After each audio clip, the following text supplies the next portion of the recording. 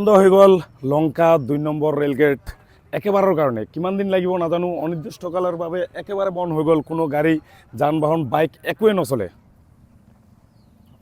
গেটটো এনেকুৱাভাৱে বন্ধ কৰিছে, আপোনালোকে চাব পাৰে। পাব্লিক যাবলৈ একো এখন ৰাস্তা ৰখা নাই, মানে এনেকুৱা অলপতো জেগা ৰাখিব লাগিছিল যাতে পাব্লিক যাব পাৰে। এই চিপাই এক গোন্ধ ৰাস্তাটো এইবিলাক মানুহে হাগি চাগি থৈ দিয়ে। এইবিলাক জেগা পিনে এতিয়া পাব্লিক ওলাই আছে, কি ক'ম মানে।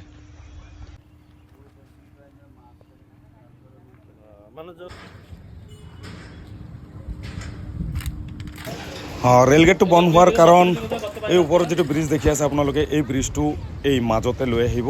তাৰ বাবে ইয়াত তলত চিমেণ্টৰ ডাঙৰ ডাঙৰ খুঁটা লগাব, সেইটো কাৰণে এই গেটটো বন্ধ কৰা হৈছে। গতিকে বাইক চালকসকল আৰু ২ নম্বৰ ৰেলগেটত আপোনালোকে নাহিব। আপোনালোকে লংকাত সোমাবলৈ হ'লে এইখন পেগ ষ্টেচনৰ লগত যিখন ৰাস্তা আছে এই ৰাস্তাৰে সোমাব পাৰিব, আৰু নহ'লে কলেজ ৰোড হৈ পিনে আপোনালোকে আহিব পাৰিব। গতিকে এই ২ নম্বৰ ৰেলগেটটো বন্ধ আছে, আপোনালোকে এইফালে নাহি সেইফালেদি ঘূৰি যাব, ভাল হ'ব। ধন্যবাদ। ভিডিঅ'টো শ্বেয়াৰ কৰি সকলোকে জনাই দিব বুলি আশা ৰাখিছোঁ।